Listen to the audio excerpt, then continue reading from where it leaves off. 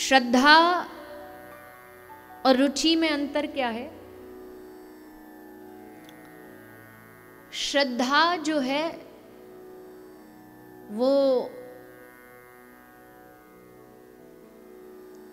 Situation के हिसाब से आती है, परिस्थिति के हिसाब से हमारे मन में प्रकट होती है। जैसे आज फलानी तिथि है तो श्रद्धा उत्पन्न हो गई कि आज के दिन व्रत करना चाहिए। एकादशी तिथि को व्रत करना है, ये श्रद्धा है। लेकिन कोई वस्तु हमें खाने पीने में अच्छी लगती है तो वो हम तिथि के अनुसार नहीं करेंगे। हमें चाय पीनी अच्छी लगती है, चाय में हमारी रुचि है, तो हम तिथि के हिसाब से नहीं, दिन के हिसाब से नहीं, रोज पिएंगे।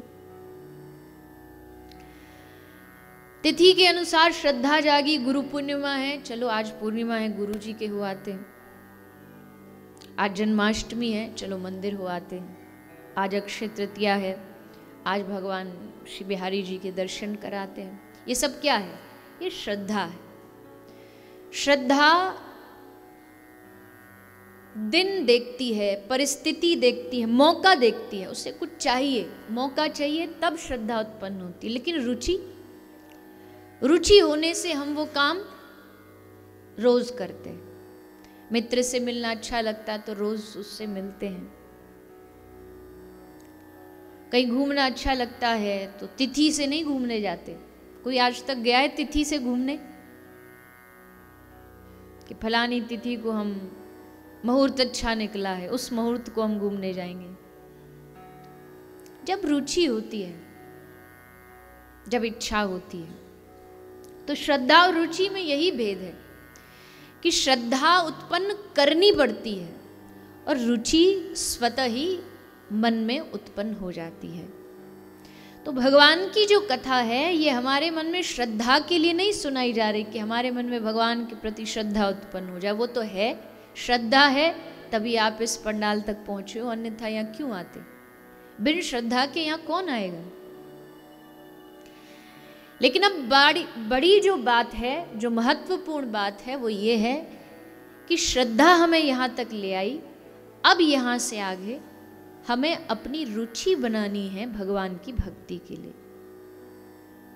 और जिस दिन हमारी वो रुचि बन गई, उस दिन ना तो हमको किसी को कहना पड़ेगा कि तुम ये काम करो, तुम भजन करो,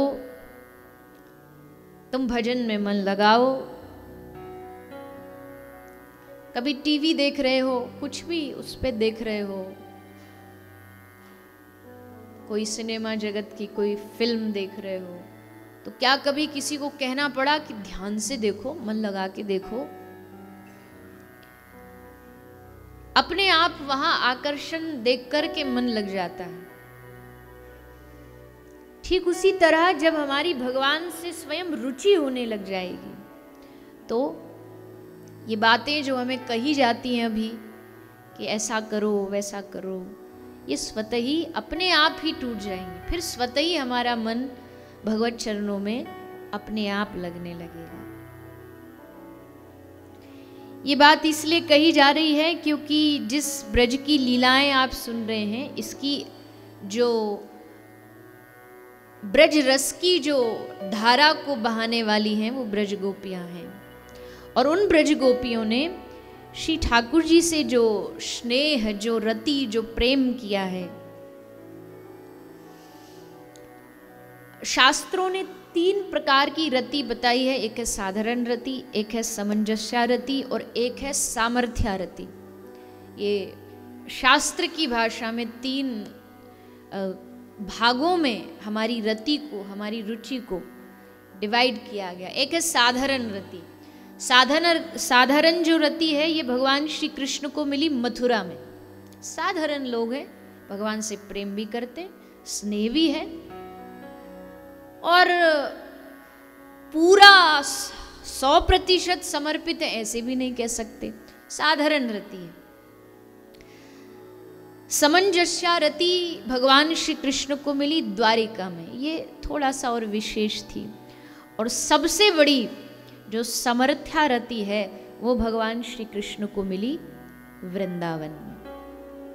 समर्थ्या रति वो रति है जो भगवान को भी पकड़ने का सामर्थ्य रखती हो, वो सामर्थ्या रति है।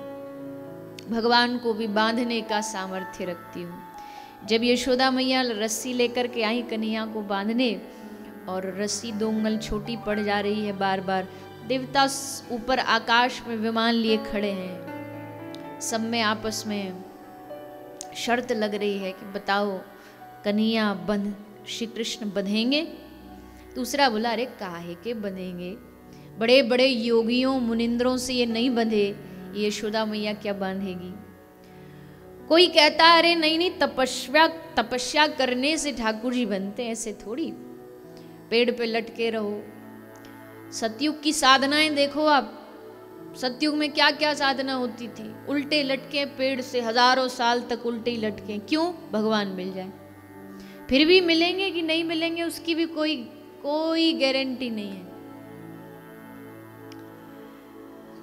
आग में अपने शरीर को लेके साधना कर रहे हैं, हिमालय की बर्फ में एकदम निर्वस्त्र होके साधना कर रहे हैं, हवा पर वायु आहार करके जी रहे हैं। कितना सारी साधनाएं, कितनी कठिन परिश्रम, शरीर को थका देने वाले साधनाएं, लेकिन उसके बाद भी मिलना ना मिलना तब भी निश्चित नहीं है। पर जो समर्थ्या रति है, जो ब्रज रस है, जो माधुर्य रस है, वो क्या कहता है?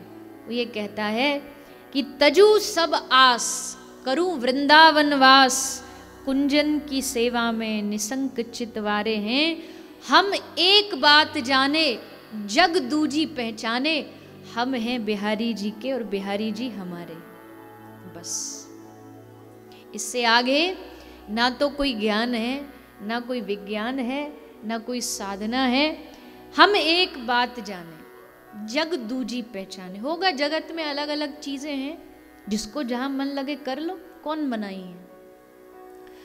पर हम एक बात जाने, जग दूजी पहचाने, हम हैं ठाकुर जी के और ठाकुर जी हमारे हैं। बस इतनी सी बात हृदय में बिठा लेने से कलयुग में कोई बड़ी बड़ी साधना, कोई बड़े बड़े तामझाम, कोई बड़ी बड़ी विशेषताएं हम में ना हो तो कोई बात नहीं। कलयुग में कहाँ में विशेषताएं आ पाएंगी? कौन सी विशेषता है में बताइए, सोचिए। पर एक ही विशेषता अगर हमारे मन में आ गई कि हमने ये मान लिया कि जैसे हैं हम ठाकुर जी के हैं और ठाकुर जी हमारे हैं, जैसे भी है। बढ़िया बनने का भी कोई ढोंग मत करिए, बढ़िया बनने का भी कोशिश करते रहिए थोड़ा थोड़ा, पर बढ़िया बनने का ढोंग मत करिए भगवान के सामने जाके हाँ हम बड़े भगत जी हैं ना। वो तो कतई नहीं जानते कि कितने बड़े भगत जी हो आप। घट घट में वास करने वाला, क्या रात को सोच के सो रहे हो, क्या दिन में सोच रहे हो, क्या किसके लिए सोच रहे हो, क्या मन में चल रहा है, क्या ठाकुर जी नहीं जानते? भगवान नहीं जानते? कितना छुपाएंगे उनसे। तो मन में कभी कोई बुराइयां भी आती हैं, कभी क्या हमेशा ही आती हैं, तो उसको भी भगवान के साथ बैठ के अपने मन में, तो ठाकुर जी सबके हैं ना, तो मन में अपने जो ठाकुर जी उनको बता दो कि प्रभु ये हमारे मन में आ रहा है, अब इसको ठीक करना। ऐसे ही जब भगवान को हम अपनी कमियों के साथ समर्पित कर देंगे ना, तो अच्छाई, जिनमें अच्छाई भरपूर भरी हुई है, उनसे ज्यादा ध्यान भगवान हमारा रखेंगे। बोले कैसे? ले जैसे कोई हॉस्टल हो, हॉस्टल में बच्चे डिसिप्लिन हो, जो एकदम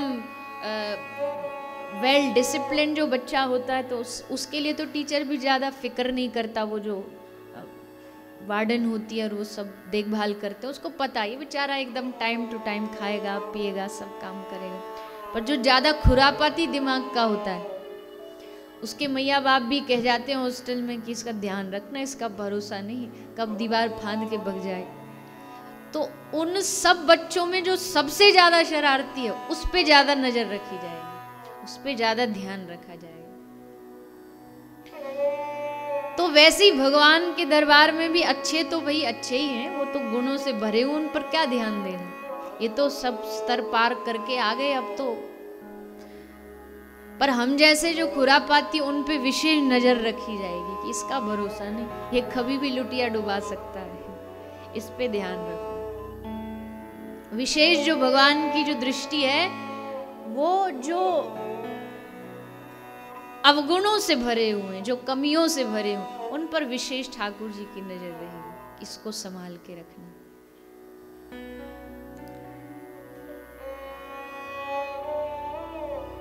तो श्री ठाकुर जी ने ब्रज में जो प्रकट होकर के, अवतार लेकर के जो रस बांटा है, जो रस बरसाया है, उसका एक ही उद्देश्य है कि हमारे मन में ये बात बैठ जाए कि हम हैं बिहारी जी के, बिहारी जी हमारे हैं, ठाकुर जी हमारे हैं। यही सारा ज्ञान का सार है, यही सारा भक्ति का सार है, यही सारा वैराग्य का सार है कि जब हमें भगवान अपने जैसे लगने लगे, अपने प्रिय लगने लगे, अपने नजदीकी लगने लगे, तभी हमें समझ लेना चाहिए कि हाँ, अब हमें ठाकुर जी से स्नेह हो गया है, अब हमें प्रभु से प्रेम हो गया है।